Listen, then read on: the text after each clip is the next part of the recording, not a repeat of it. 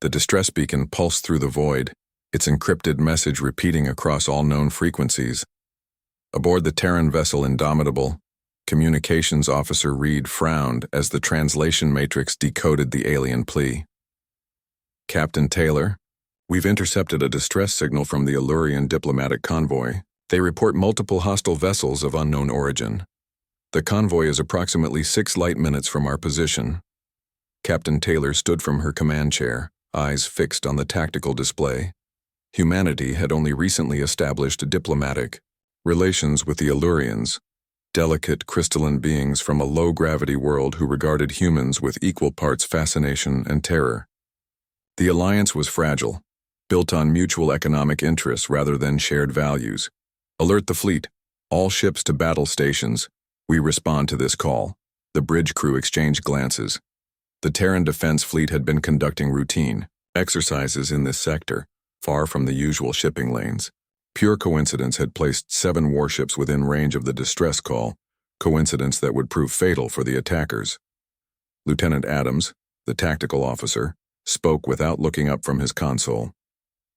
"Captain, protocol suggests we confirm hostile intent before engagement. The Allurians are known to be excitable." Taylor's expression hardened.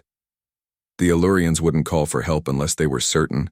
They know what we are, what it means to summon Deathworlders to their aid."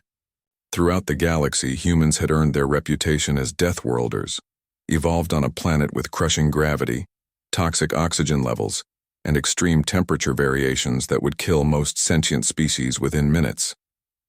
What other species considered horrifying adaptations, humans simply called being alive. All ships, combat formation Delta, full tactical data sharing, weapons hot but locked. I want options, not just targets. The 7 human warships accelerated toward the coordinates, fusion drives blazing against the darkness. Within the fleet, Marines checked pressure seals on combat exoskeletons while fighter pilots strapped into their craft, ready for launch. Commander Wilson, Taylor's XO, studied the sensor readings as they approached. 15 unknown vessels surrounding the Allurian convoy.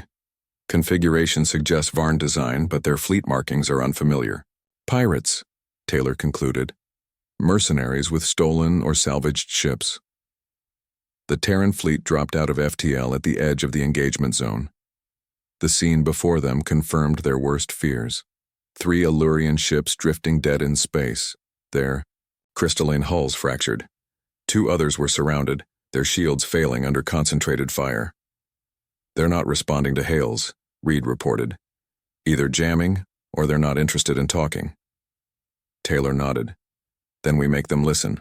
Launch all fighters. Cruisers to defensive positions around the surviving Allurian vessels. Destroyers engage the hostile flanks."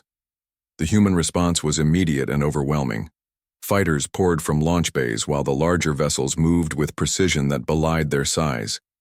The attackers, focused on their prey, didn't register the human presence until the first salvos struck their outer vessels. The pirate fleet scattered in disarray, unprepared for such coordinated resistance. 3 of their smaller ships exploded as railgun rounds penetrated their shields, traveling at relativistic speeds that left no time for evasive action. "They're regrouping," Wilson observed. 11 ships remaining, forming a defensive cluster. Taylor studied their formation. "They're protecting something, that center vessel. It's larger than the others." "Captain," Reed interrupted, "we're receiving a transmission from the lead pirate ship. Audio only." A harsh voice filled the bridge. "Terran vessels, this is Captain Dorn of the Free Commerce Alliance. You interfere in a legitimate salvage operation. The Allurians violated our territorial claims. Withdraw now or face destruction." Taylor didn't hesitate. "This is Captain Taylor of the Terran Defense Fleet. The Allurian convoy is under our protection. Power down your weapons and prepare to be boarded." Laughter answered her. "Humans, always so predictable with your misplaced honor. Very well. Let's see how the famous Deathworlders fare against true predators." The pirate vessels surged forward, weapons blazing.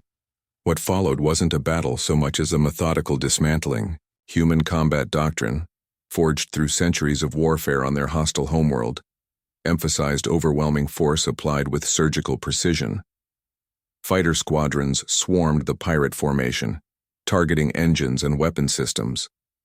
The Terran cruisers absorbed damage meant for the Illurian ships, their reinforced hulls barely registering impacts that would have shattered their allies. Their flagship is attempting to flee, Wilson reported. FTL signature building. Disable them, Taylor ordered. I want that ship intact. The Indomitable unleashed a barrage of EMP torpedoes designed to disrupt electronic systems without structural damage. The pirate flagship drifted powerless as the last of its escorts were destroyed or surrendered. When the boarding parties breached the pirate vessel's hull, they discovered the truth. The ship's cargo holds contained hundreds of crystalline shards harvested from destroyed Illurian vessels. Not mere piracy, but systematic slaughter for biological components valued in black market technology. In the aftermath, as medical teams treated the Illurian survivors, the alien ambassador approached Captain Taylor on the Indomitable's observation deck. We did not expect such decisive action.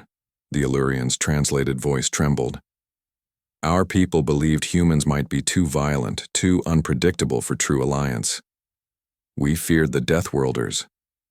Taylor gazed out at the stars where the remnants of the battle still drifted. Violence isn't what defines us, Ambassador. It's what we choose to protect. The Illurian's crystalline form reflected the starlight. The galaxy calls Earth a death world. Today we learned the truth, that surviving such a world creates not monsters, but guardians. As the Terran fleet escorted the remaining Illurian ships to safety, news of the engagement spread through interstellar channels. The message was clear. Those who threatened humanity's allies would face the full might of the Deathworlders, beings who had evolved on a world that tried to kill them daily, and who applied that same relentless determination to protecting those under their care. The galaxy would soon learn that humanity's greatest strength wasn't their capacity for violence, but their unwavering refusal to abandon those who called for help.